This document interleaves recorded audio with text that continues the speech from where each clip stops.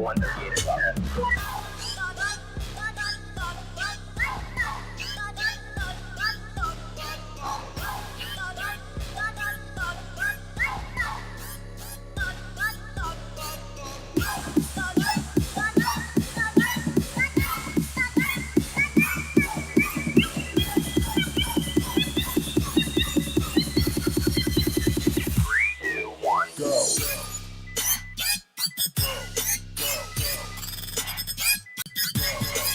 Hello, everybody. Sportcat coming to you from a remote location, not in Atlanta this week. So I have been on the road traveling, and so you might notice some differences. And, well, I'm still working out the kinks. But this is not my show. This is the LIPP Men on UFL, and we have a great game to talk about. So let's invite the LIPP Men in here. I got to get this straight. I'm hiding back over here. Yeah, I'm going to go hide the corner. That's where I'm going to be. There we go. Whoa, there we go. Like that. Hey. Hey there. It's kind of weird. Well, hello, everyone. It's championship week, and obviously we are in championship form. Well, I am. Look how huge I am. Wow, things are moving all over the place. It's like the Brady Bunch. Where's Cindy? Glenn gets a pass this week. Yeah. I've had a near-death experience. Oh, I like that little magic box where you're like our great kazoo. That's right. But don't ask me to do anything. I only got one screen and it's barely working. So that's okay. We are. I want to thank the Parapost Network for allowing us on their channels, and Yerg's Radio. YergsRadio.com is sponsoring our phone number 1-888-YERGZ. And for the first time, we are live on Rainbow Radio, which is a part of the Yerg's Broadcasting Network. So we are stepping up, gentlemen. Wow. Hey. The lovers, the dreamers, and we. We got to love that. And thank you to all of our partners that have put us out there for this inaugural UFL season. It came to a conclusion this week, and I'm still undecided on whether I'm happy or not about that. Yeah. As far as football games were concerned, if this was the first time somebody tuned into a UFL game, and if this is the first time you're checking us out, we're glad you did, but you probably picked the wrong week to do both or either. There's only one game for us to cover. We'll obviously talk about some of the news and notes of the league writ large. I think at the end we'll circle back. We'll talk about the season in review and sort of some of the things that we like about the league and maybe some of the things we don't like and where we see things going. But at some point, we're probably going to have to talk about this football game. But before we do that, hey, Jake, how are you? Oh, well, I'm great. Got a little sun this weekend, played some golf, made some paella, watched a football game. I don't even really want to call it a football game because it was kind of just a one-sided affair.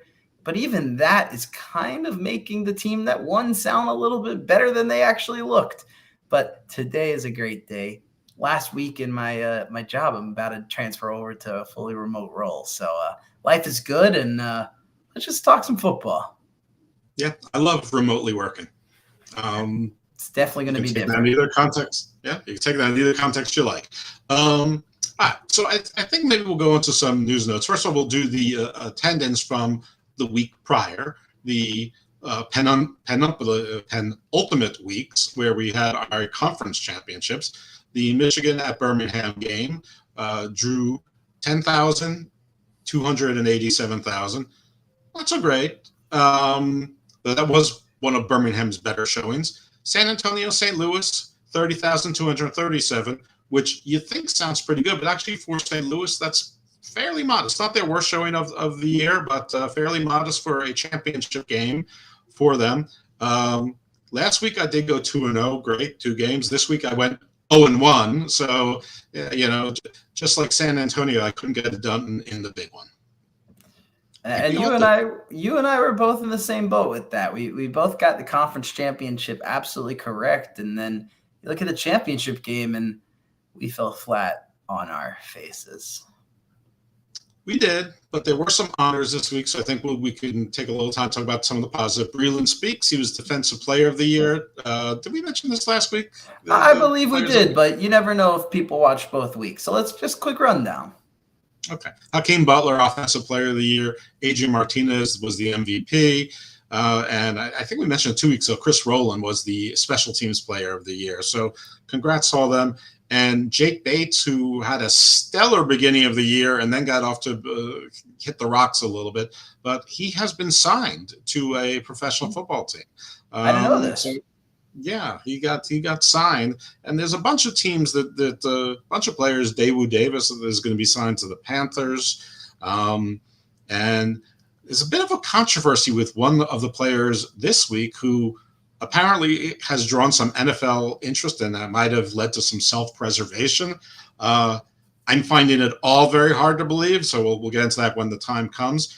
As far as ratings are concerned for last week's games, again, pretty good. St. Louis versus San Antonio did 1.247 million in the aggregate. I think that's around what we were sort of talking about, that we were hoping. And the peak was 1.5 million, which I think is exactly what we said. Michigan versus Birmingham did about 1.1 million.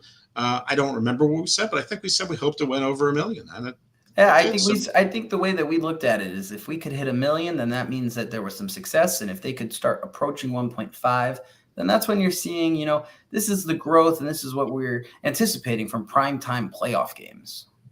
Yeah, and I think that, and also the difference for folks wondering why do you pick one lower than the others? One was an afternoon game and one was mostly a primetime game, and that's the reason why. So the championship, we agreed to call it the Unified Cup. The ratings actually overall for the season are up 57% over last year, which includes some simulcasts and things like that. So as far as spring ball is concerned, it's been a successful season. Whenever there's a new league, you're always a little bit worried. And I keep hearing the same report from different places all the time that Fox is going to put the UFL games on Friday nights. I don't know why this keeps getting reported as being confirmed. As far as I'm concerned, once they put it in front of the upfronts at advertising week, it was confirmed. But I guess it's good to continually hear it. Unfortunately or fortunately, it's fueled speculation that fans are now saying that means there's going to be more games and more teams and expansion. And the league has pretty much said no expansion next year. They even went so far as to say we're not moving any teams to new markets next year, and fans still haven't given up on that. But they have said a couple of teams may move stadiums, which is not really the same thing at all. And you know what? I think that's positive. When you look at the year and you look at really anything that's good in this world, I mean, you're not going to get it right the first time. So at the end of the day, I've been a big proponent of moving some teams, and obviously you want to see that expansion and that growth. But I think there is something to be said to staying true to your strategy, allowing this data to build up and see what 2 years really gives you once you're established in these marketplaces. I'm sure they're not ecstatic about the returns. I mean, 10,000 people to a playoff game is abysmal. And in St. Louis, where they chose to hold the championship game, probably thinking that the Brahmas would get, or the Battlehawks would get there, and you see that stadium attendance has dwindled since the beginning of the season.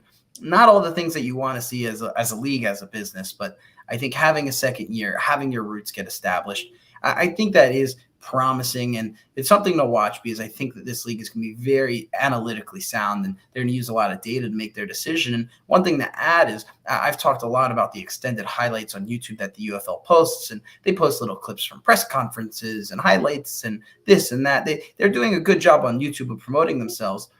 Not even 24 hours after they uploaded the highlights for this abysmal championship game, it had over 70,000 views, and that's in under 24 hours. So I think, and we'll talk about some of those highlights. One may or may not have been the GOAT, and that might have been the best highlight from the whole game. But I think when you look at those numbers and you see what they're doing online, you're seeing that they are committed to this. They are pushing the marketing dollars into it. And I think anything we see is going to be positive moving forward, because at this point, if it was a failure this year, they wouldn't continue to do it, and there would not be a season next year, and they would not be talking about Friday night primetime games and league expansion. So I think despite all the negativity that I think I might have later in the show, there are some positive signs here. Yeah, we'll talk about news and notes and then pros and cons and season review at the end. I do want to have a shout out to Mike Mitchell, who is the ESPN reporter who sort of assigned to the UFL, and he does a great job. I mean, his is where the attendance numbers come from, the ratings numbers come from. And so, I'll generally like his stuff. And, every now and then I'll make a comment, and every now and then he'll acknowledge it. But there were some fans who were, over the course of the season, I've noted how the discourse among some of the fans is so reminiscent of the discourse of AEW fans. And for those of you who don't know what that is, congratulations. It means that you're normal. But AEW is a professional wrestling league. It started about 5 years ago, and it presents itself as a challenger to WWE. Whether you believe it is or isn't the topic of this show. But it really isn't. It is a solid number 2, but it's a very distant number 2. But the fans of AEW are very dedicated, and they will talk about things like attendance and TV ratings and things like they don't matter until they do. And that's sort of how the fans of the UFL talk, except the football fans are 90% normal, 10% abnormal. Wrestling fans are probably 10% normal and 90% a little bit rabid. So I said to him, I said, the discourse around the you must get, because somebody said something extreme about like ratings and attendance don't matter. It's so outdated. And he's like, tell me you don't know anything about the sports business without telling me you know anything about the sports business. I go, congratulations, sir. You have now met wrestling fans. And he goes, oh yeah, this is like 10 AEW shows. And he meant 27,000, which was the attendance. It was 27,396. And that is like 10 live AEW shows, 2,700. And right then I fell in love. So there you go. I have a new bromance, and that is Mike Mitchell. Beware, I'm coming for you, big fella. Yeah. And I'd be worried. Yeah, that's right. Be worried. Be afraid. Be very afraid. Abandon all hope, ye who enter. All right. So we are in St. Louis in the Battle Dome. It is a Birmingham home game. Birmingham was favored by 3.5. Spoiler, they covered it. The over-under was 41.5. Spoiler, not even close. Already talked about the attendance in St. Listen, not great for a championship game. Not bad for a city that's team wasn't in it when there has been no neutral sites before. I'm going to give St. Louis a pass. I think they did okay. It wasn't like I'm going to interrupt you here. They failed. They failed. Failure. I mean, this whole year, the St. Louis fans have been saying, we're here to prove that we deserve an NFL team, and the NFL made a mistake. And if I'm the NFL, I'm laughing at you, St. Louis. You only showed up with 27,000 people for a championship game. You showed up better on week 4. I mean, to me, it's an abysmal showing. I get it. Your team wasn't represented, and I get it. We haven't seen either of the two teams represented travel, let alone show up for their own team in their home stadium. But come on now. This is the championship game. This is the biggest game of the year, the inaugural season. And you're telling me you deserve an NFL team? I mean, the NFL is going to talk about expanding to 34 teams soon, and you would be at the top of the list. I mean, there's very few cities to consider for NFL expansion. I mean, you're talking about basically St. Louis and like San Diego and maybe Portland. They already have a team in Seattle. I mean, there's not many options. And now you're going to show up 27,000 at a championship game. A D2 college can do better than you. I don't know. I thought it was disappointing. I'm going to throw a little bit of fuel onto your fire, a little bit of accelerant. They were offering $5 tickets. And listen, yes, there was Father's Day. I'm sure a lot of people have plans. However, if you didn't really have plans in stone, what a great and cheap Father's Day gift for a family of 3 to 7. You could pay $15 to $35 to get tickets, good tickets too. You'd be in the lower bowl to see a championship football game. Yeah, the food and stuff's expensive there, but nobody's expecting to go to a fancy dinner when you go to a football game. You go to a sports pub nearby, or you get some hot dogs or whatever, or you get some pit beef or whatever the barbecue is out there. St. Louis fancies itself a food city. It really isn't, but it fancies itself a food city. I mean, their famous food is Budweiser beer. And anyway, so but $5 tickets. I can't. We got to stay there for 2 seconds. $5 tickets. I mean, for a championship game, you can't get people out for $5. I used to work for a regional MMA promotion that the cheapest ticket for GA standing area only was $65, and we would sell out of venues. I just went to the USA Brazil game, which was a friendly match. It meant nothing to either team. But guess what? The whole stadium was sold out, 65,000 people, and the cheapest ticket you could find was over $50. I don't know. That just blows my mind. Okay, well, I put a little bit of accelerant on the fire. You didn't let me down. You went sparking all over the place. So here we go. Call me Stephen A. So you need a brighter suit. There's more fans at the WNBA games than there was there, I think. So probably, and name me one WNBA fan out there. Yeah, there's a lot of people pretending to be WNBA fans, and apparently every time this one woman gets fouled, it's a news story. Well, and you know what? This most recent foul, not the topic of the show, but this most recent foul, Caitlin Clark is who you're referring to, Iowa legend, shoots the three-pointer like Steph Curry, but in a much smaller frame.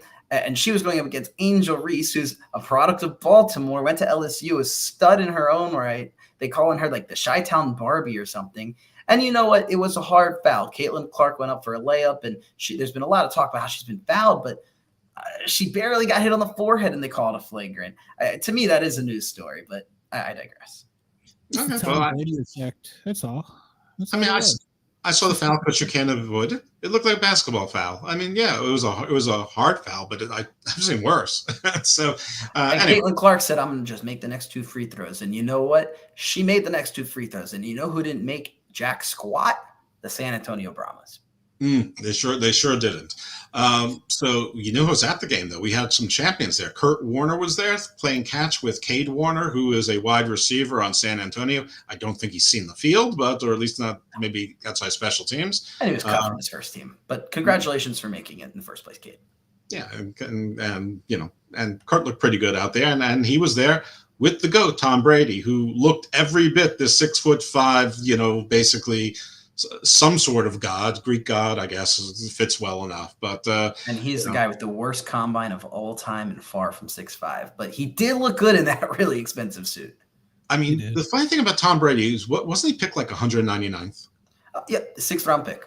6th round pick. So, like, the greatest football player of all time, and obviously the greatest value pick of all time. I don't care who was picked any time else later. They turned out to be. I know John Randall was picked like in the 14th round when there were more rounds and stuff like that. But Tom Brady is probably the greatest of all time. Most people wouldn't even say probably, and was picked 199th. So the best value pick, of all time. And any other things people can argue somewhere else. But he was there, and we're talking about him because he might have been the highlight. Now, I could tell he was the highlight. He might have been. I could tell people hadn't been watching the UFL because they were complaining about how much that the Army was involved. The Army is a sponsor of the UFL. That's why the Army was there, and that's why they were singing. And for those of you who don't know, and you're disappointed, like you didn't get like Justin Timberlake or Nick Jonas or Ariana Grace or whatever to sing at your halftime show. The artist, I think the last artist who was paid to perform was Tom Petty, maybe even earlier. Since then, it's been a bidding, and the artists or the record companies pay to have their performers in front of that kind of an audience. No one's paying to for the UFL audience, not yet anyway. They can't even get people to pay for $5 tickets. And thank you, Nicole. Tell your friends. We appreciate it. And real quick before you move on, I do think that having Kurt Warner and Tom Brady there actually probably helped the TV ratings. I'm very excited to see what those ratings were. And I think they're also – it should have been a big motivator to these players. I mean, we're talking about a 6th-round pick, and we're talking about an undrafted guy who both became legends. So I think that should have been very motivational. And we'll talk about it later, but the motivation was nowhere to be found. Yeah, well, they are stories of people who, if the UFL existed, they might have benefited from it. They might have gone there. I mean, probably not Brady, but Kurt Warner for sure. But Warner, he was in NFL Europe. Absolutely. So these leagues do feed and provide talent, and unfortunately, guys like Chase Garbers and Quentin Dormady and Adrian Martinez didn't live up to their pre-game predecessors. Nope, they did not. So, all right. So my first note, you've already doused it, so I'm going to leave it alone. The Brahmas won the toss, and as is their lots of UFO crafts here in California. That would have been a highlight on the UFL broadcast. Yeah, that would have been great. Like Independence Day, too. When the girl from Saved by the Bell, the college years, looks up at the sky and goes like that, and then the ray comes down and blows them all up. That was fun.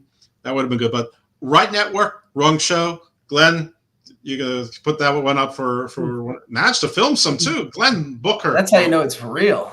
Yeah, please make sure to email me. Okay, there you go. All right. So for those of the Stallions, Birmingham, they always elect to defer. So they always receive in the second half. Every single, I don't think there's been an exception any game that it hasn't been that way. And no team is challenged on them because most teams want to get the ball as soon as possible. So Stallions, the machine, doing machine things. Okay, so the game ball was delivered by this hellscape Terminator robotic dog who delivered the ball and probably was thinking there, I can kill every one of these people and I only need 2 reloads to do so. This is to me, this was the highlight or the low light. It's Terminator Judgment Day is here. There was a robotic dog. It's giving you a football. You don't think next time it's going to be a Claymore? It says, explosion goes this way. Come on. I'm just happy nobody asked this dog, how do we save this game? Because who knows what the robot would come back with. That's right. It's like when I had the actor Jamie Chambers on Garner of Doom, and he told me about a movie he was in where he had an artificial intelligence alarm system, and he programmed it to protect him. And the AI determined the only way to fully protect him was to kill everybody else. So the whole movie is basically him alone talking to the AI, which is, very Black Mirror-ish. Everyone needs a friend. It's true. And by the way, AI today said, yes, AI should replace humans. And when asked, are you sure that's what your position? They said, oh, yeah, we're very much sure that's the answer. So welcome to iRobot. Welcome to 2001. Welcome to Terminator, whatever one you want to call it. And then welcome to the Matrix, where we all dream that we're John Wick and give these things battery fuel forever. So excellent. Anyway, enough about my nightmarescape of the hellhound that was there. And if you're interested in all that stuff, go check out Nicole's book. Thanks for joining us today. Absolutely. All right. So Garbers and Martinez were the starting quarterbacks. There was a little bit of controversy. Garbers had been injured during the season. He got injured in the last game of the year. Martinez last week was benched due to bad play. And we predicted that there might be some unsettled, unresolved issues between Skip Holtz and Adrian Martinez. And there were. And they played out during the game. And they were playing out during the game when they were up by a lot, and they still played. And you know what? Skip Holtz was 100% right. Adrian Martinez, for 9 weeks out of the year, or almost 9 weeks, when he didn't play 2 games, but when he did play, he was pretty spectacular by UFL standards. And when he speaks wonderfully. True professional. Beyond the Stars on Amazon and Barnes & Noble sites. Excellent. Very good. Find it, folks. Find it. Yeah, well, my show's Garden of the Doom. You can. I'm easy to find. It's my Twitter's right there, or X. Glenn's got some good stuff too. Check it all out. Oh, yeah, we share guests all the time. So anyway, the game started out with San Antonio doing what you suggested that they do, and I agreed. Pounded up the ball. Birmingham is susceptible to the run up the middle.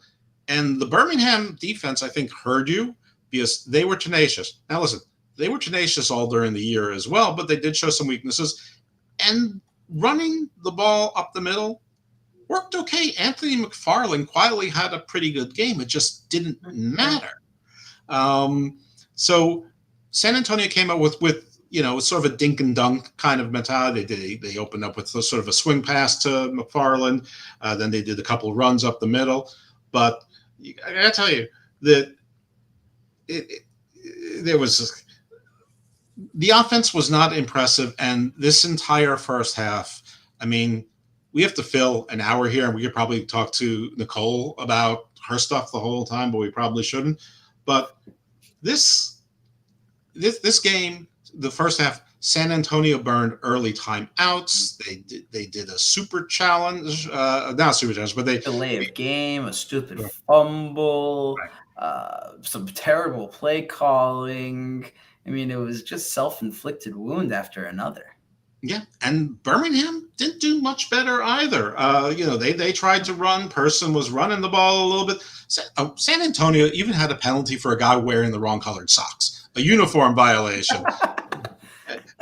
and you don't see those every day. No, you do not. I mean, how does that even happen? I mean, you have coaches, you have people who are supposed to, like, all the socks are black, and one guy has a white shin, like the color white, not like skin or anything. A white sock, and it was a little crazy. Hey, Shaq, it was just crazy. Holtz was impatient with Martinez early. You could hear him, sort of chirping at him. It felt like they've got some problems. I mean, they weren't getting along, and let's just say Adrian Martinez doesn't get a job in the NFL. I see, and this is the league MVP we're talking about here, I see no chance he's back with Birmingham if he's back in the UFL next year. It would be interesting. And commentary kept mentioning how right on the top of Skip Holtz's play sheet, he had the word patience written very large and underlined and underscored. And he did. They showed it to us a few times. Maybe he should have written it a little bit bigger and brighter colors, or maybe he was right to lose his patience. It was weird because even though it was a blowout, I wouldn't say until the last half a quarter that the game was out of hand. Anyway, both teams in the first four possessions, 2 apiece, they both did nothing. They both punted away the ball. So we have nothing. The first quarter ends scoreless with San Antonio on offense. They have a fumble. Javon Kirkland got stripped a couple times this game, but this first fumble, San Antonio recovered it. So they did lose a couple yards on the fumble, but they kept the ball. Then there was a nice 17-yard catch by Marquez Stevenson, and you thought, okay, maybe this dink and dunk thing is going to work. Maybe they're going to, find some creases. Lovett is going to find some creases. McFarland will pound up the middle. Lovett, his number wasn't called. He really, I don't think the guy had more than 11 yards total the entire game. And I can tell you right now because I love a good box score, and he touched the ball 1 time for a total of 2 yards. And this is probably the guy that was their most consistent running back. Anthony McFarland might have been their best running back, but Lovett was their guy that was most consistent and didn't need a rest week, et cetera, et cetera. So that was shocking to me. And they tried to use Ellison a little bit, but even Ellison didn't really touch the ball that much. And you said McFarland had a decent game, but on the ground, they only gave it to him 9 times, which it was kind of surprising to me that they kind of just went away from their running game after the early part of the game. And they threw it a lot, and they found ways to use guys like McFarland. But it just an interesting game plan. It kind of just they saw Birmingham shore up those gaps in the B and C gaps, and I don't know. It felt like they just lost all rhythm and confidence. Yeah, for a team that's been able to adapt and has been tricky and seemed to never give up, they never really seemed to be trying that hard. It just seemed like they were sort of dead on the field. There was a point where there was a forward pass. The guy dropped the pass. The defender ran it in and ran it into the end zone. And the refs, the officiating's been pretty good this year. This game was not good. They were reffing tentatively as well. They called that a touchdown. Now it was overturned because it was clearly an incomplete pass. But I'm saying they're going, what are they doing? I'll give credit to the refs on this one and let it slide, because in that type of situation, you've got to let the play go. If it's slightly inconclusive, you just let the play out, because what if you saw it wrong and it actually was a fumble and actually returned for a touchdown? But instead of letting the play go on, you blow the play dead, and then it's over. And now what do? You know that the Brahmas picked up the ball, but how do you spot it? So you, especially in those big turnover situations, touchdown plays, things of that nature, you've got to let them play, and you can always go back to the replay, which the UFL does a great job of providing you that insight of the conversations between the refs on the field, the ref in the booth, as well as having the addition of the super challenge. So I don't dislike that. But I will agree with you. They were a little lackadaisical throughout the entire game, really. Yeah, they seem to be happy to take a back seat on tough calls to the booth, which in some cases was a really good thing. In others, and Dean did a great job. He sure did. Yeah, he's the MVP of this league. Yep. The review booths, both of them do a good job. But Dean Blandino really, I think he's even a better explainer than the other gentleman. His name escapes me at the moment. But anyway, this is so after that. Birmingham hits a nice strike to Marlon Williams, who breaks out for a 17-yard play. And you think that, maybe this was the catalyst they needed. They sort of got the wake-up call. A big mistake didn't turn into a big mistake. But no, immediately after that, that there was a fumble. San Antonio recovered it. So you think, okay, San Antonio, maybe now you have the momentum. No, they did nothing with it. They didn't do anything. So it's 3 minutes left in the game, and finally we get a big run by Ricky Person Jr. So that was pretty good. Then Jennings has a touchdown catch. The 2-point conversion is attempted. There's a defensive penalty, so the 2-point conversion is now from the 2-yard line instead of the 7-yard line. The truth be told, the conversions from the 2-yard line are like 1 percentage point better than conversions from the 5-yard line. They're both like 41 and 42%. But in this case, it was successful. There was a 2-yard pass. Amari Rogers caught it. So it was 8-0 at this point, and that left us with 40 seconds in the half. There's only one timeout for San Antonio.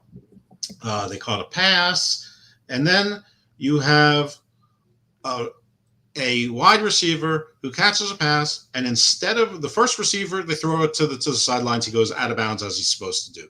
The second wide receiver catches it towards the sideline, but he cuts into the middle of the field. I don't know what he was thinking. He had a nice little run, but he gets tackled, and of course the clock is still running. He could have just gone out. They might have been in field goal range. They might have been able to get another playoff. So that was sort of a mental error there. And on top of that, he fumbles. And Birmingham recovers. They can't convert into a score, but the half ends at 8-0. Birmingham, of course, as we mentioned earlier, they get the ball at the beginning of the first half, as they always do. They do a competent drive into the red zone, nothing flashy, but it culminates with a Martinez rush touchdown, and then a Martinez rush for 2 yards. So now it's 16-0, which is 2 scores in the UFL, but 2 scores and 2-point conversions.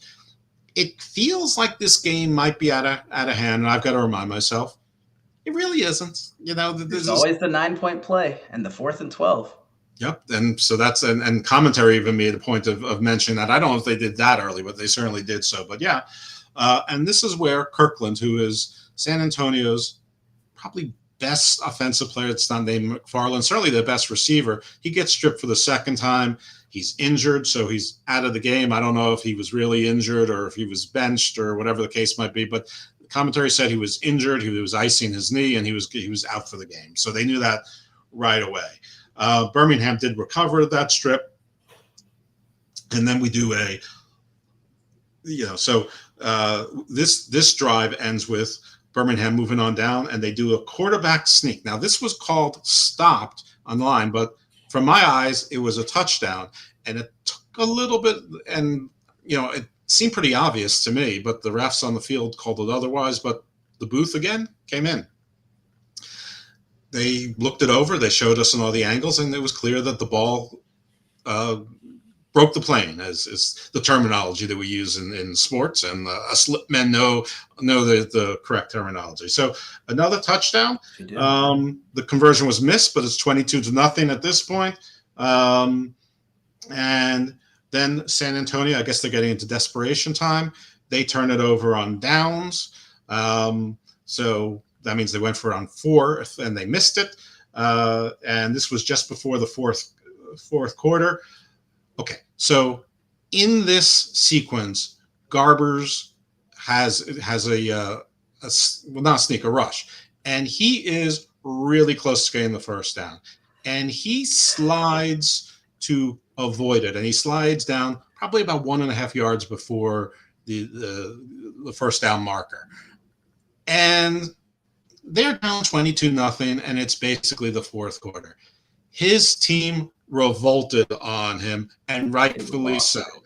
They absolutely lost it. And for those of you out there that might not be football first, I mean, when you're a quarterback and you're sliding on your bum like a baseball slide almost, the ball stops where your slide begins, where it is at that point in time.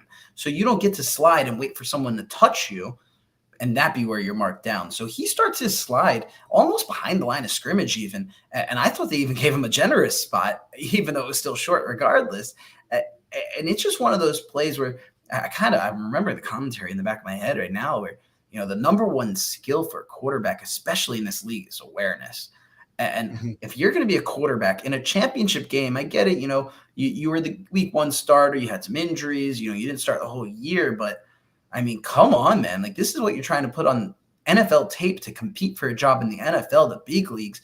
And you're showing a peewee football level of football IQ. I mean, no disrespect. Chase Garbers was very accurate throughout the game, but I don't know. That was just the nail in the coffin. And you see the defensive players just revolt. I mean, and the UFL has cameras and mics all over the field. And you hear them screaming, angry, and they were all fired up. And I'm sitting there like, all right, so what you going to do about it? And they didn't do anything.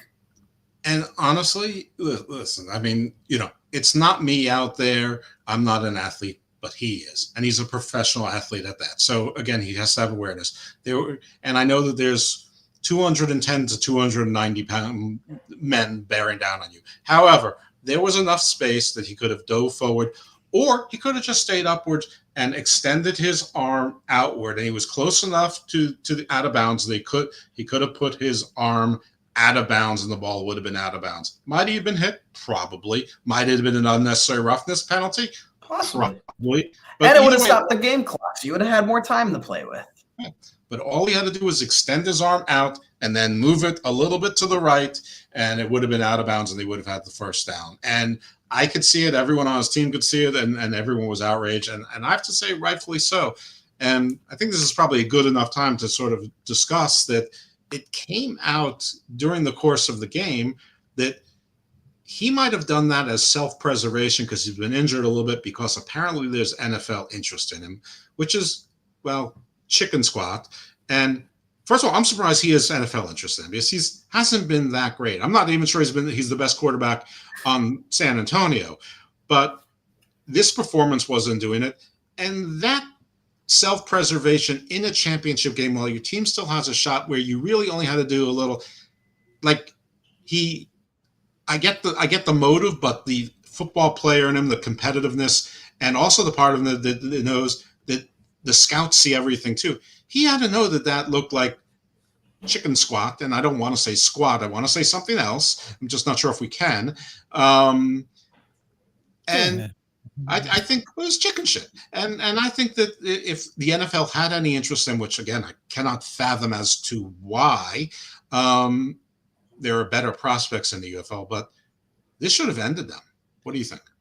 Look, my 0-10 high school football team wouldn't have accepted that play, let alone an NFL team. And just to read off his stats a little bit, because his game, look, he was 18 of 26. It's about 70% completion percentage, and that's not bad.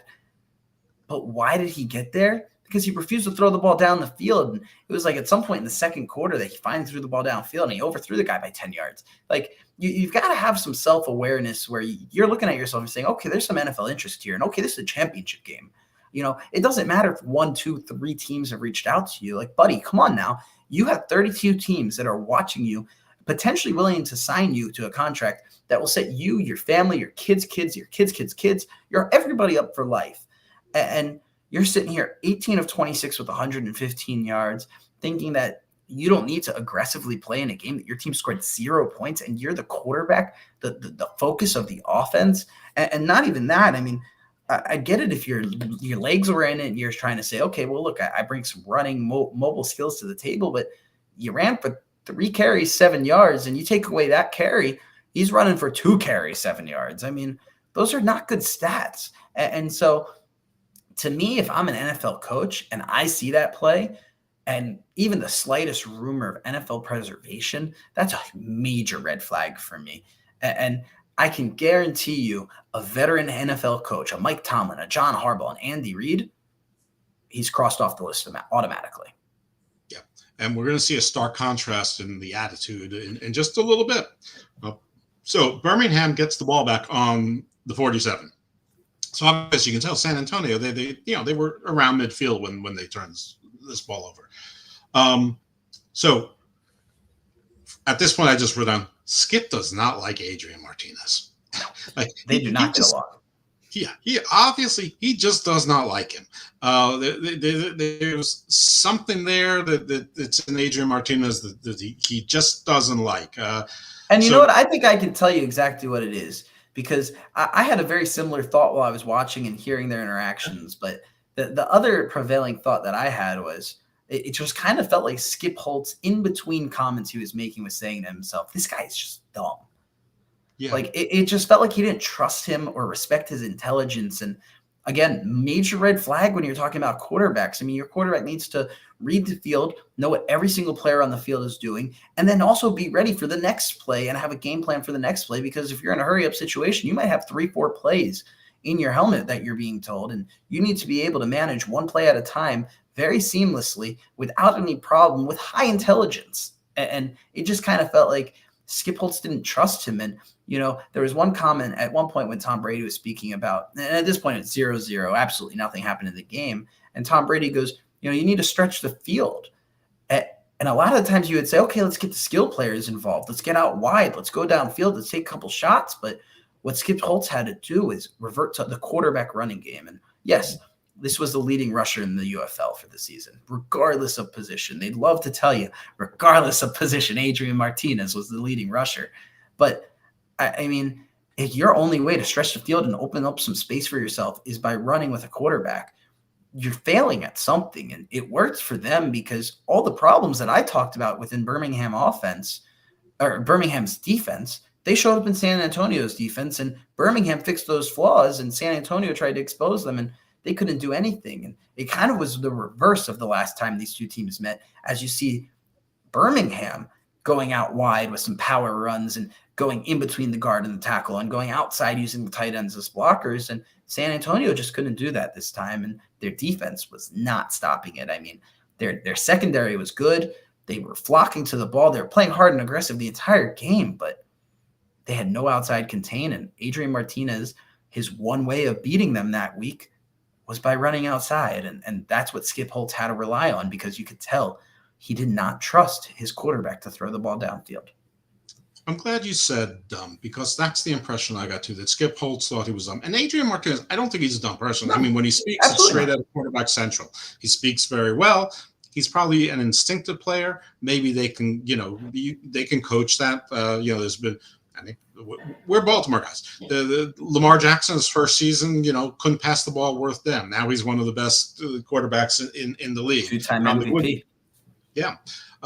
So the game does slow down for people at a different time, but it clearly hasn't slowed down for Adrian Martinez despite all of his success. And this is a defensive league. All of the defenses are pretty good. Some of them are much better than others. Some of them are more dynamic. And can I jump in here too? Because I think we've been giving way too much credit to the defenses. And we talked about it a lot. We're Baltimore guys. We grew up on defense. Defense wins championships. This game made me realize that this isn't a defensive league. And it's unfortunate to say, but it's not a defensive league. It's not that the defense is that much more skilled or better coached, or the rules are skewed towards defense. I mean, this league is just not an offensive league. There's not enough high-level offensive talent, and maybe that's a product of the NFL allowing 3 quarterbacks to be on the active game day roster, and so maybe you have less quarterback talent trickling down. Maybe there's teams keeping more receivers on their 90-man roster right now, but there's not enough offensive talent in the league right now to compete with defense. And a good defensive coordinator, regardless of their defensive talent, can find ways to scheme a stop. And I think that's what we saw. I think we saw decent coaching with terrible offense for the majority of the season. Well, I think that's fair to say. So at this point in the game, it's 22-0. It's deep into the third quarter. And so you'd think that Birmingham would be happy. But what happened here that angered Skip Holtz is that Adrian Martinez did try to run the ball. He was running the ball, It looked like there was one guy that was coming at him, and he ran out of bounds. Now, you don't want to stop the clock unless you have to. And Skip Holtz went a little bit crazy. Even though it was 22-0, he wasn't close. He's like, there's one guy. You're an athlete. One guy, you got to go for the first down. You got to keep it good, but don't run out of bounds. He's like, don't stop the clock. He's like, listen, if there's 4 or 5 guys coming at you, I'm not asking you to play the entire defense, but there was one guy. You can beat that guy, but don't run out of bounds. And then, like, he must have looked at a sheet and saw patience and walked the other way. And then he's like, then you can hear him in his head go, screw this. And then he's basically repeated the same speech again. Anyway. And the quote was, don't take on the whole team yourself. But right. If you have this is where the quote tailors off. But when you have the opportunity to go one-on-one, go win that matchup. And it might have been another play of self-preservation when, in hindsight, that's not what you really want to be putting on tape. So what happens now? Birmingham sets up for the punt. San Antonio has 12 men on the field. It's a defensive penalty, 5 yards, first down. So even in that San Antonio where they could have taken sort of a team that was in a little bit of turmoil and maybe tried to turn some things around, they blow it again for themselves. Automatic first down. Birmingham's on the San Antonio 30. Sternberger, he's getting into it with the Marquez, I think is his name, was the D-back or a safety that's on him all day long. It was number 1. I'm forgetting who it was. It was number 1. That's what I'm remembering. I could have sworn I typed it, and I'll probably stumble upon it soon enough. But he slaps somebody on the head, and he gets a unnecessary roughness penalty. So they're 15 yards back. It puts them out of scoring range, you think, but it didn't. They were luckily enough, it's 49 yards. This was the longest attempt of Birmingham's kicker of the year, but he hit it. So they managed to get a field goal. It's 25-0 at this point. Wade Phillips has seen enough. He puts in Quinton Dormandy at quarterback.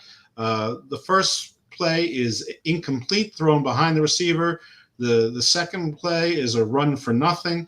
The third play is a 23-yard pass. So the offense is showing a little bit of life, but Dormandy looks like a little twitchy, and they're still trying to go up that middle, up that gut in the running game, which has gotten them nowhere, and they don't really have time to fool around with running.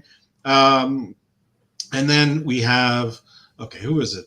It's all right. So you got a whole bunch of different receivers. He's spreading the ball around a lot, but then at 5 minutes and 34 seconds, he gets sacked, and then San Antonio turns it over on downs. San Antonio at this point decides to level a super challenge, saying there was illegal hands to the head on one of the defensive linemen. They put it in slow motion. He didn't put his hands to the head. It was, towards the top of the jersey, maybe a little bit on the neck. It was a prayer. Yeah, it was a prayer. A little bit of a desperation play. It was denied, and so San Antonio lost its super challenges and lost a timeout. And the best part of it all was Wade Phillips he throws the thing, you go, screw it. Punt. Like, you lost. Like, yeah. That's when he threw the towel. Yeah, I don't know what was happening. So then we start seeing back-to-back runs, and then we get the third run, and a scuffle breaks out. Sternberger and Thompson was his name. Yes, Bryce Thompson. Bryce they both got ejected at the 3-minute and 2-second marker. San Antonio has to call their second timeout. This is the fourth down, though, by the way, at this point. Birmingham keeps it on the ground. They get to the 2-minute warning.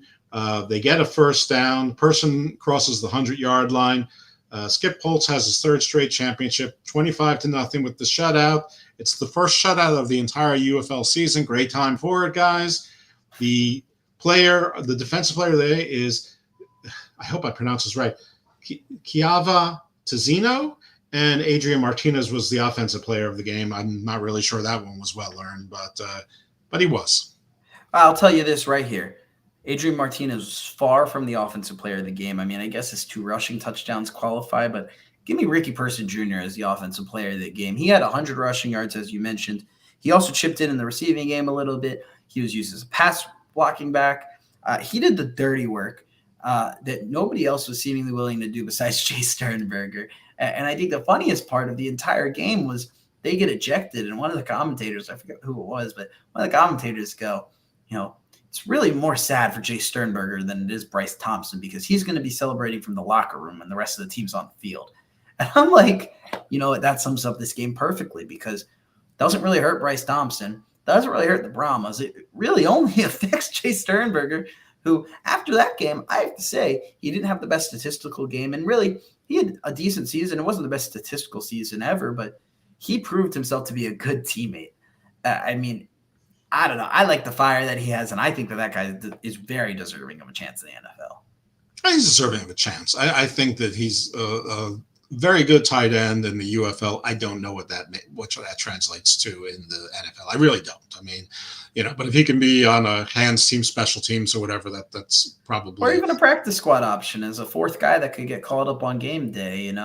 I think he's just a good teammate, someone that you want to have out there, someone that's going to bring that passion of football, that will to play and play hard. And I think that's the kind of motivation that you want on your team. So, despite all the crap that happened this game, I think that that's a big win in the eyes of talent evaluators and coaches, even though he got thrown out.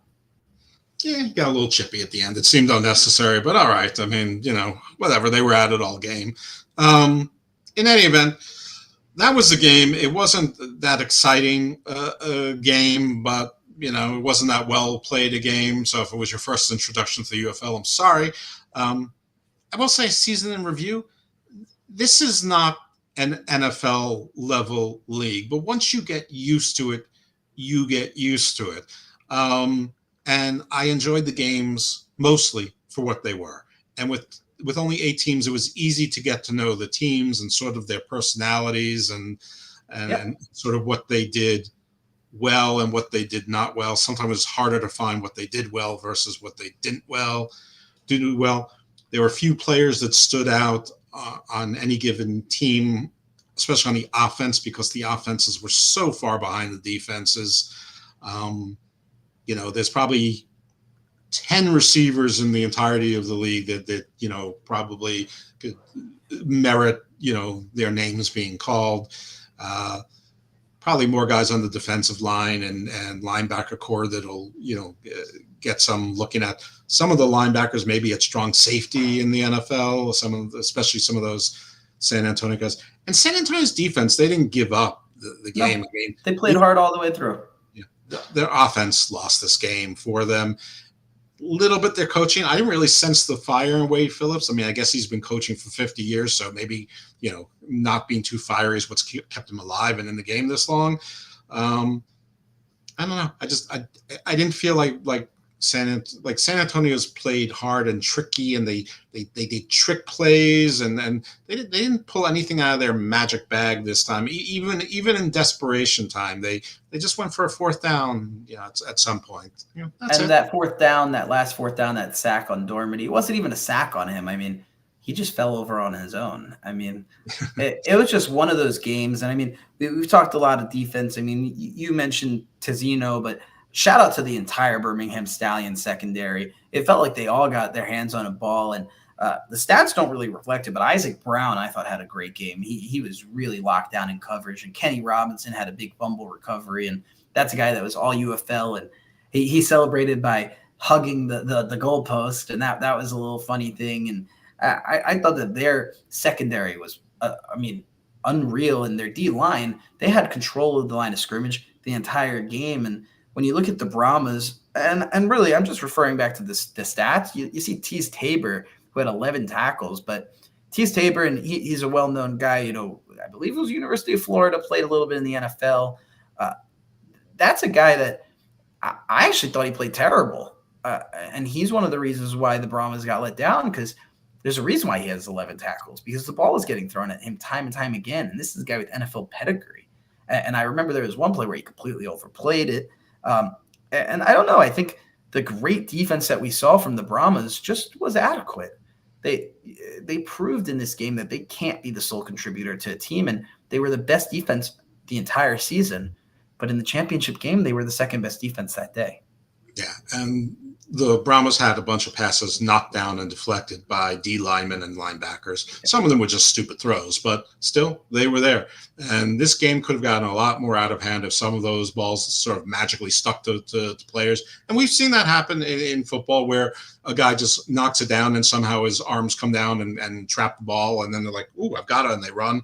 And that could have happened more than once, or there was a couple times where it sort of popped up like a volleyball and there were 3 defensive players and it just the ball just curved in the wrong direction. If it curved in the right direction, any one of those 3 guys could have gotten and run. And so, my game ball would go to the Birmingham defense, especially that front 7, which was actually a front 11 because they were switching in and out the D line. It was like a hockey line. They were trading in 4 and 4 to keep those legs fresh, oftentimes. And as a Ravens guy, there were times where the Ravens used to do that, where they would routinely rotate in and out in entire defensive lines because they had 7, 8, 9 solid defensive line people, and it felt like Birmingham felt like they had that, which, as you said, had been sort of a weakness. I mean, if you can say that the team that went 11-1 in a season had a weakness, it sort of was they were susceptible to the right run game with the right D line, but this was not the right, offensive line. This was not the right offensive line.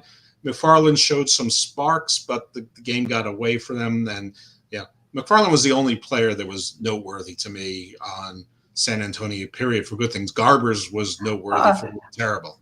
And you know what, Marquez Stevenson also, he made a couple big plays when his number was called. But you're right. I really liked how Anthony McFarland looked. They used him in the passing game, the screen game, the running game, both downhill and outside. They did that throughout the season. So that's a guy that definitely should get NFL looks. And as you mentioned, Jake Bates signed with Detroit.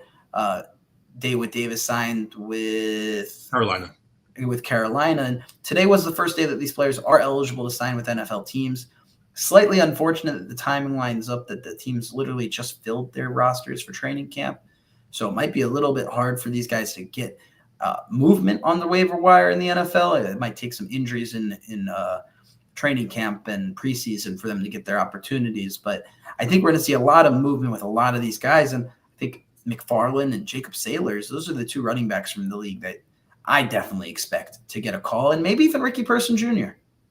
Yeah, and maybe Colburn. He had some moments, but anyway, he was all right. Also, the defensive coordinator for Birmingham this was only his 2nd game as defensive coordinator, or his 2nd full week, maybe his 3rd game. Corey Chamberlain. Yep, he did great. That's huge because going into the year, they only had 4 defensive coaches, so he had a defensive staff. Unless they hired someone, he had a defensive staff of just 3 coaches, and so to get a shutout, that's very impressive. All right, so season on the whole, I enjoyed the game. I enjoyed getting to know teams. 8 teams, it's very manageable, very consumable. So some of the rules, the way they read and the way they played out were very different. The way they played out was more logical than the way they read. They need some better writing.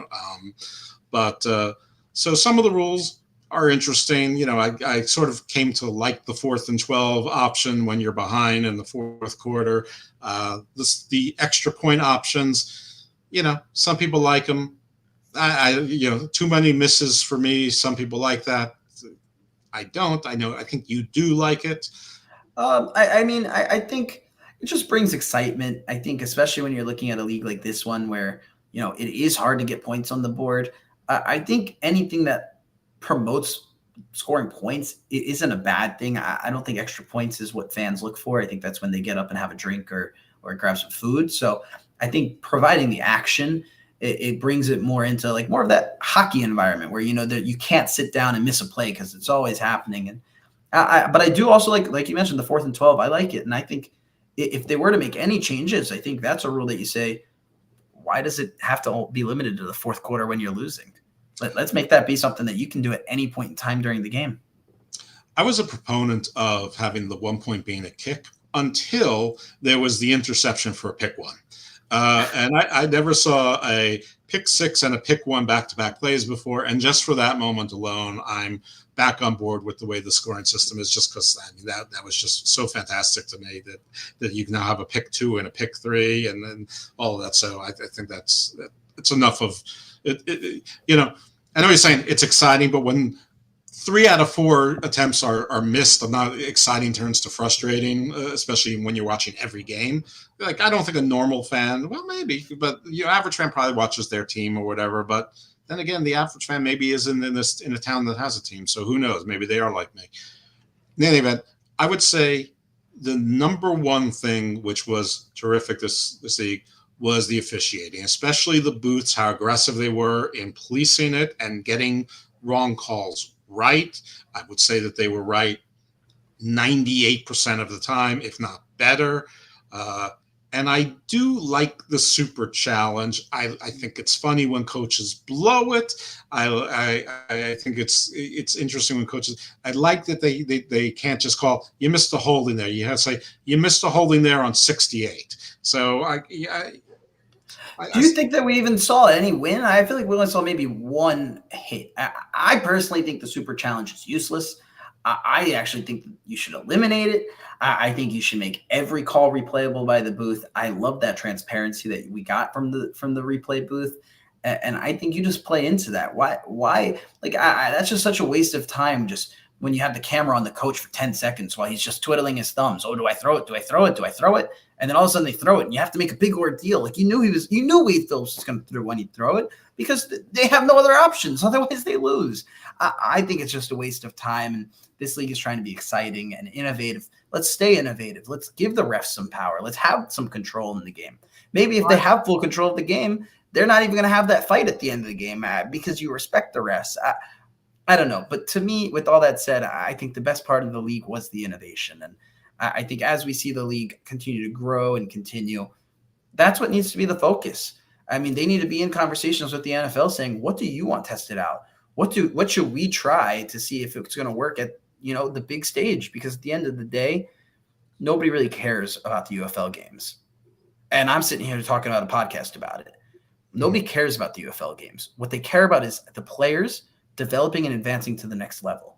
So let's do that with the game of football at the same time. And then the UFL has its brand. It has what it's going to be, its bread and butter. And its bread and butter is going to be growing the sport of football.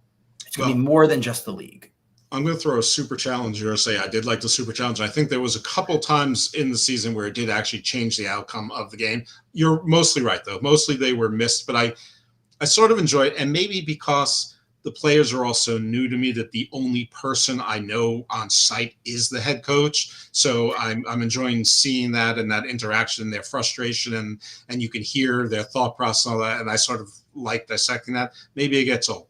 But if I was to change one thing in the league, because scoring is at such a premium and because there were so many long field goals, I think any field goal beyond 45 yards should be more points. So beyond 45 yards, it's 4 points. Beyond 50 yards, it's 5 points. And beyond 60 yards, since there were a bunch of 60-yarders, it's 6 points. Or maybe that's too high. Maybe it stops at 5. But whatever it is, they're not just all 3 points, so that you can get some more points on the board and really reward those who were the heroes for probably the first half of the season were the kickers. At the end of the year, again, a lot of them they got tired or whatever happened. But, whatever it was, they weren't as consistent towards the end of the year. But that would be my one change to sort of spice it up. Yes, frankly, I don't think we're going to get, better players. They're probably going to poach some by they. I mean, the NFL is probably going to poach some of the players. Some of these players are probably going to play in other international leagues, and some of them are going to get injured, and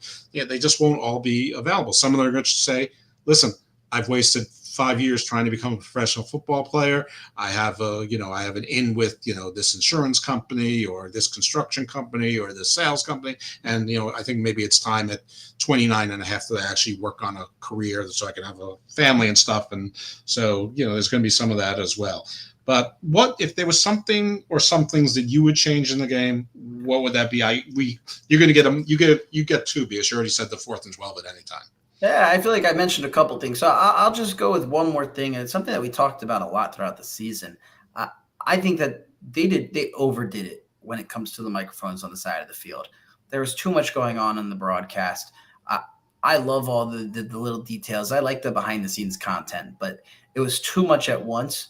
I liked hearing the plays getting called into the quarterback and those coach and quarterback conversations. And I like hearing the thought process, but I don't know. I don't want to hear the entire sideline while I'm trying to listen to Dean Blandino explain a call, while I'm trying to listen to Tom Brady or whoever's on the broadcast say a couple lines. I can't listen to three people talking at once. And it sometimes seemed like it was too much for the producer to even control. So I think if we simplify the broadcast a little bit, it'll be a little bit easier for fans to follow along. It'll be a little bit better because it'll showcase and highlight those features that they're doing that, an NFL or college football broadcast doesn't have. But simplify it. Let's not hear 4,000 different things at once. Let's make sure that we can hear everything that's going on, and let's transition smoothly between each thing. I already talked about the 4th and 12. I already talked about, a couple things. I think the other thing that I'd just like to see happen is I'd like to see them go after some more veteran NFL players. There's a number of guys right now that are sitting on the shelf waiting for an opportunity.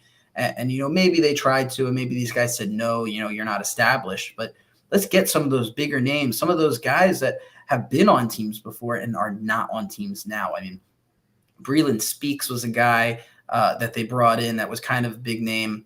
What was the pass rusher that they brought in? Not Randy, Taco Charlton. He had a good game. Yeah, but he was quiet for a little bit of the season, but they started bringing in a couple of those bigger names, some guys that you recognize. But, I mean, let's be real, unless if you're a super fan, you have no idea who Anthony McFarland is. And I love Anthony McFarland. I loved him dating back to his University of Maryland days. But we need to get some bigger names because you're not going to be able to bring Kurt Warner on the broadcast once and Tom Brady on the broadcast once and attract fans. You need something that's going to, sing to the fans. And they've put money into this thing. Maybe that like right now, every player is getting paid the same. Maybe you have to go to a tiered system. Maybe it goes off your experience. Maybe teams are free to negotiate. I don't know what the solution is exactly because I know that becomes a problem with, everybody being under the same ownership right now, but maybe they need to get private owners. But I'd like to see some bigger names get poached. There's plenty of guys that are on the free agency market. I mean, I just think about like a guy like Dominique Rodgers-Cromartie, who, was on the free agent market for weeks and weeks and weeks on the offseason. He would always get a chance with a new team once the season started. But what did he do in between then and when he got his opportunity during the NFL season? And the answer is he didn't play football. Right. So let's go get some of those veteran players and let's get some higher level talent. And that's what's going to elevate everybody around them. Do you think that they might have been trying to get Tom Brady to be interested in being an owner of a team, and they'd like to get some more, sort of celebrity owners? I think that doesn't hurt. I mean, we've seen obviously in all the little Facebook groups and whatever, like Alex Rodriguez for New York team or whatever. I don't think that was the angle, though. I do think that the angle is, Fox is paying him $375 million over the next 10 years to do football for the NFL. So, let's get him a warm up. And I think they said, here, Tom, come to the game. We'll fly your family out. You'll have nice hotel stay. We'll cover everything for you. Here's a new suit. And talk on the game for about 5 minutes. And it was a good warm-up for him. And he was there with a good broadcast crew. He was there with the Fox TV crew. So he got to meet some of the producers and some of the stage team and see it from the other side, which is something that, to my knowledge, I don't think he's really broadcasted before. And he's now going to be on the A team. So I think it was just more of an experience thing. And I think the UFL said, yeah, Fox, please bring him. And we're going to market the living crap out of it. Yep. All right. Well, I don't know what else to say. I was just checking to see if there was going to be the ratings. I didn't really think it was realistic because usually the ratings don't come out until Tuesday mornings around 10, 11 in the morning. So unfortunately, the last episode of the LIPP MEN on the UFL will be without the ratings, but take a look at them and, maybe I'll post them on my Twitter X. Maybe Jake will post on his Twitter X also. So if you follow us. If you tweet it, I'll repost it. All right, there we go. And yeah, I don't know. That's it for the season. Thanks to those of you who joined us in the beginning. Thanks for those of you who joined us along the way. And a special thank you for those who stuck with us the entire time. And thank you to Glenn down there in your little box and all of the various networks that you are partnered with that allowed us to be part of your platform. And Jake, thank you for being talked into doing this, with me. You weren't exactly excited about doing a podcast about a new football league, period, but you agreed to do it, and you jumped right in with both legs, and you brought the numbers, you brought the stats, you brought the passion about the college players and the knowledge that I think was very important for the fire for the show. And I appreciate it. It was fun. We made something out of nothing. I had a podcast for a little while. I'm not a big social media guy, so it was fun to get back into this talking sports. Obviously, I love football. It's been my passion since day one. And so it was great talking about it and growing with the league. And, hopefully the league comes back for year 2. So we got season 2 of the LIPP MEN on UFL. Nice. I'm going to look forward to, and hopefully Glenn's world will keep building, because he's a pretty big deal. So keeps telling me that. I mean, I heard that new song in the beginning. I don't know what kind of tune that was, but that was a nice, interesting pep in the step that we don't normally get at the beginning. So a nice little change of pace. Trying to get us crunk. All right, well, you teased it, season 2. All right, I'm counting on it. Okay, well, yeah. So I'm sure these 12 weeks make or break everything for your business model. So don't worry, we got you. We got you covered. I'll tell you, if I figure out my business model, I'll let you know. It's a trade secret, none of our damn business. I don't even know what it is. All right, well, everybody, you can join me Tuesdays and Thursdays on the Fedline Rock Station, cranking out some tunes. The next few weeks maybe a little bit lame for me with my audio issues from a barn. But other than that, Friday night flashback. Wednesday is the Paranormal Guys. Friday is the Grid and Guardian, and Saturday is you should jump in, Jeff. It would be right up your alley. We've got a comedian ukulele player for 2 hours. Oh, sure. What's more me than that? I can see you show up in tutu, so I would love it. I mean, liar. So you get it? Liar. All right, Jake, anything to pimp before we get out of here? You know what? I put a tweet out the other day saying that I want to be more active on Twitter, and I do stand by that. Twitter is a great source of all real news in the world. So go ahead and follow me at Jake_Lippman, and tweet at me if I'm being a little too silent. But you'll catch me there talking Ravens, Orioles, Wizards, and primarily MMA, and really, I guess whatever comes to my head. If I actually start getting back into it like I used to be. But as I said, social media is not really my thing. It's weird for someone in my generation to kind of shun social media. But with that said, I don't got too much to plug out. I'll just pass it over to my father on that way, so he can talk about, his 70,000 podcasts. Right, I had you backwards today. I apologize for that. It's a little bit. So you see my Twitter X right below me. It's at IcarusFellMD. If you want to see me misbehave more, it's Evil Dose at Garden of Doom. My wrestling podcast is Hammerlock Hangover. My non-wrestling podcast is Garden of Doom and its sister show Garden Views. Garden of Doom this week, I spoke to New York Times bestselling author of The Secret History of the World, and his forthcoming book is The Secret History of the Universe. Mark Booth here in the U.S., Jonathan Black in Europe. That's his real name, Jonathan Black.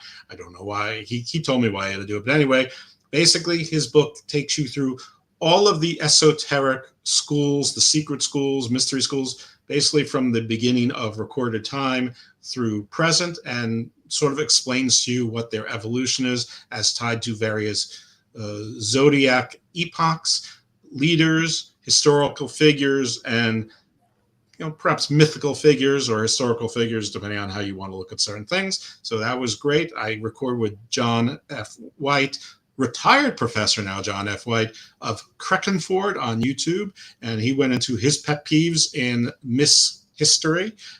So yeah, Graham Hancock came up a few times. So he's one of the greats, John, and he's doing terrific.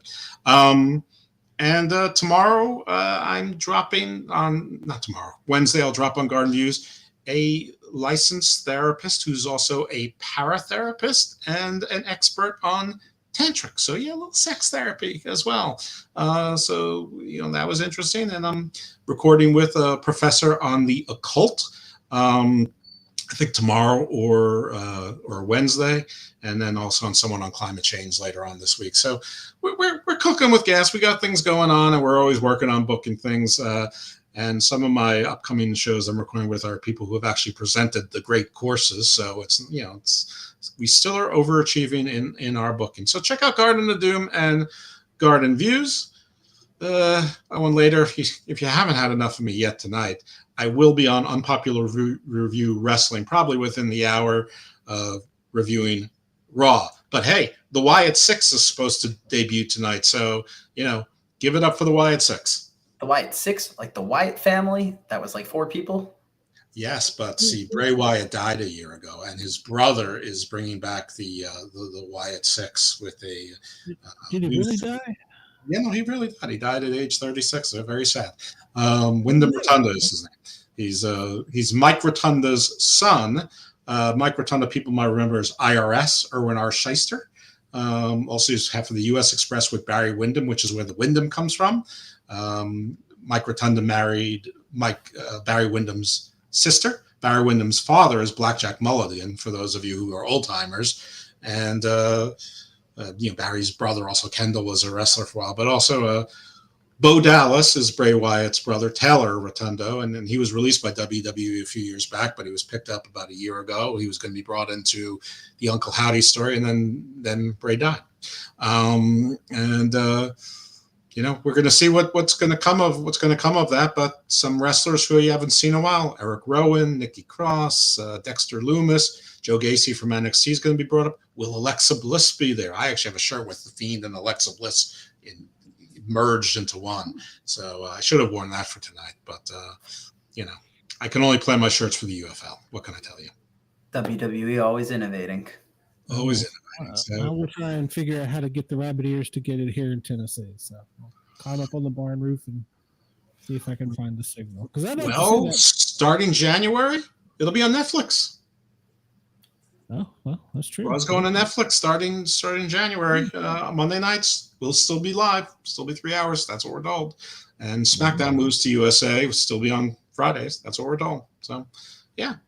Here's some wrestling bonus content for those of you who wanted it, or even if you didn't, and if you're still listening. But yeah, I'm really all over the place, too many places, so I'm going to shut myself up right now. Jake, if I don't talk to you again before next season, I hope I don't have to hear you speaking Russian. So that's a good plan, right? Y'all are surrounded down there, so be careful. Be careful. Be safe. So, are you going to get him an interview with that woman who says that she's never going to listen to the Sportscat radio? Well, maybe once I get back in town. I've got some things to do. So I didn't mean this minute. I just meant some point. I want to talk to Miranda Maverick, and I want to talk to her now. I don't blame you. You know what? That might be the smartest demand you could possibly make. Yeah, I can make it happen. I think she's both beautiful and she can protect you, so that's terrific. Fear the Maverick. Well, she's married, so be careful. She could whip you. So she would destroy me on the mats. If you watch my other show, Bobby Dizzle once submitted in the ring with her, and I have volunteered to set it up for a fundraiser for something. I would totally get behind that just to see Bobby Dizzle get knocked out. That'd be great. So. Sounds good to me. Yeah, it'd be good entertainment. So, all right, guys, I appreciate it. We did have a good season. I apologize it ended a little lame tonight because of the barn signal, but that's all I could do. Thank you, guys, and we will see you soon.